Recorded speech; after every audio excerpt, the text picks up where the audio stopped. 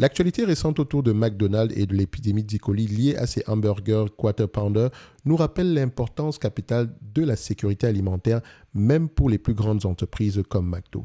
L'E. coli est une bactérie qui peut provoquer des troubles digestifs plus ou moins graves. Dans le cas présent, plusieurs personnes ont été touchées après avoir consommé des Quarter Pounder dans différents restaurants McDonald's.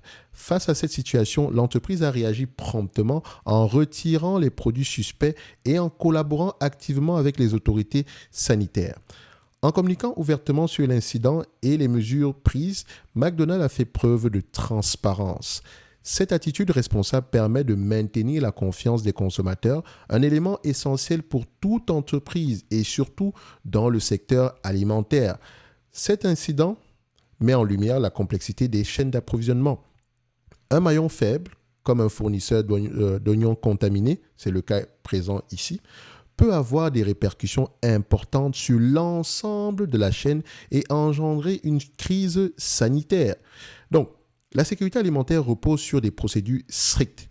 À chaque étape, à savoir choix des fournisseurs, contrôle de la qualité, donc la qualité des produits ici, donc respect des normes d'hygiène. Donc, les entreprises doivent investir dans des systèmes de surveillance performants pour garantir la sécurité des aliments. Chaque crise est également une opportunité d'apprendre et de s'améliorer. McDonald's peut renforcer ses protocoles de sécurité et améliorer la traçabilité de ses produits. Donc, cette démarche proactive permettra de minimiser les risques à l'avenir et de consolider la confiance des consommateurs. En conclusion, l'épisode d'E. coli chez McDonald's nous rappelle que la sécurité alimentaire est un enjeu majeur qui concerne tous les acteurs de la chaîne alimentaire. Donc, en privilégiant la transparence, la rigueur et l'amélioration continue, les entreprises peuvent garantir la sécurité de leurs produits et préserver la santé de leurs clients. Ce qui est encore plus important ici quand on parle de restauration, d'accord, de manière générale. Donc, ici, maintenant, du point de vue analyse quantitatif, qu'est-ce que cela implique ? Donc, pour moi, ici, vous savez que McDonald's, je ne paye pas plus de 25 fois les bénéfices. Et encore, nous remarquons ici que la croissance a tendance à ralentir sur les dernières années. Donc, ce n'est pas plus grave que ça, parce que McDonald's, ici, on en a parlé en long, en large, ici, plusieurs fois. Et en description de cette vidéo, donc sur la page ici, sur la page de Top Invest, donc sur la page Podia, vous allez retrouver ici, d'accord, au niveau des produits offerts par la maison, une analyse ici du Q2 2024 de McDonald's. Elle va publier ses résultats le 29 du mois d'octobre, il me semble bien. Donc, c'est une entreprise que j'ai tendance à suivre ici, notamment quand je faisais l'analyse ici sectorielle pour le secteur de la restauration de manière générale ici, que vous allez retrouver dans quelques jours à ce niveau. D'accord ? Donc, j'ai tendance à suivre des entreprises comme McDonald's, Wingstop, Starbucks, qui a publié également des résultats ici. Je pense peut-être qu'on va en parler ici si j'ai le temps. Vous avez également des entités comme Chipotle. Okay. Et ça tombe bien parce qu'en fait, on va parler de Chipotle un tout petit peu. Les problèmes d'E. coli ici sont, je ne dirais pas récurrents, mais c'est pas rare dans la restauration de manière générale. Et parfois, ça peut représenter des opportunités d'investissement. Je vais vous le dire comme ça parce que c'est un problème temporaire. Mettez-vous ça bien dans la tête. Mais attention, le fait que McDonald's prenne ici les devants, communique, etc., c'est une bonne chose. Mais il ne faudrait pas que ça se reproduise, surtout sur une période assez rapprochée. Parce que c'est la situation qui s'est produite au niveau de Chipotle aux alentours de 2015 ici. C'est une entreprise en croissance, mais la pandémie, les problèmes ici liés à la contamination ici de certains aliments ici par la bactérie E. coli, justement, cette situation-là va entraîner à peu près une baisse, un ralentissement ici de la croissance. Mais en fait, le problème, surtout, c'était que c'est la contamination ici, on a eu, je pense, à peu près 2 contaminations c'est pas 2 personnes contaminées, non. On a eu on a eu à peu près, je n'aimerais pas parler d'épidémie ici, d'accord, mais on a eu des contaminations ici à l'E. coli 2 fois en très peu de temps. D'accord, je pense que la première fois, l'entreprise a dit que oui, on prend les devants et c'est on communique, donc ça a pu arriver, on retire tous les produits, les produits en question qui pourraient être contaminés. 6 mois plus tard ou bien 8 mois plus tard, on a eu la même situation. Et donc, en termes surtout pour la bouffe, parce que pour l'E. coli, c'est de la merde, hein, je dis la vérité, sérieusement. D'accord? Donc, c'est comme si vous aviez de la merde dans la bouffe. Donc, ce n'est pas la perception ici n'est pas bonne, surtout pour la marque à long terme. Enfin, pas à long terme, mais à court terme. Parce que généralement, comme je l'ai dit, c'est un problème qui peut être réglé. Ça peut arriver. Même pas seulement dans la restauration rapide, mais surtout aussi dans le domaine alimentaire. Ce sont une situation qui a tendance à se produire. OK? Mais on n'aimerait pas que ça se produise régulièrement. C'est la raison pour laquelle ce genre d'entreprise-là, on doit avoir tendance à surveiller la chaîne d'approvisionnement, comme je l'ai tantôt mentionné précédemment. Donc pour McDonald's, ça peut créer ici une opportunité d'investissement. D'accord? Donc, on prend les devants ici, mais si ça se reproduit encore, disons, dans 3 semaines, dans 1 mois, 6 mois, ou bien en moins d'1 an ici, ça peut avoir tendance ici à... Actuellement, le coût est en fait, je pense, à l'heure où je tourne cette vidéo, c'est moins 5%. Excusez-moi, je n'ai pas regardé, il est 4 heures du matin à Montréal, à l'heure où je tourne cette vidéo, le 23 du mois d'octobre. Donc, c'est rien du tout. Je vous le dis globalement, c'est rien du tout.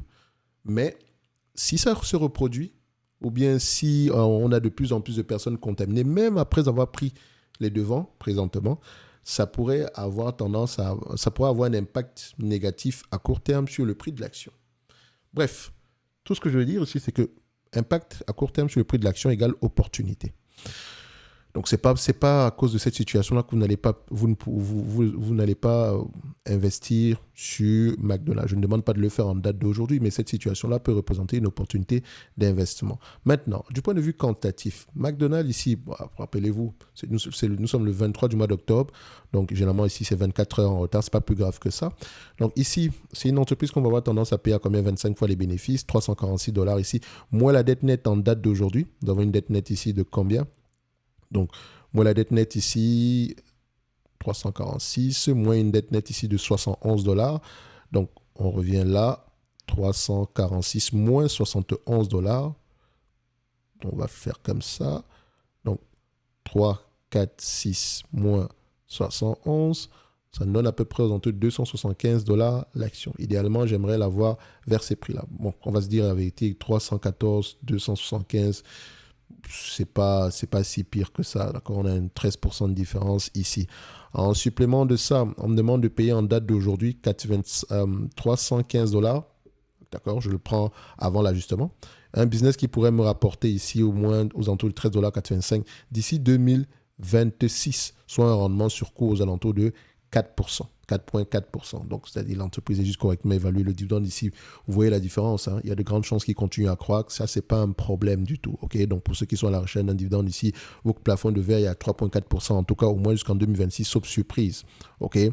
Maintenant, si la croissance continue, tant mieux. Si vous voulez extrapoler ici, admettons, parce que je sais que vous aimez bien ça, prenons ceci. On me demande si la croissance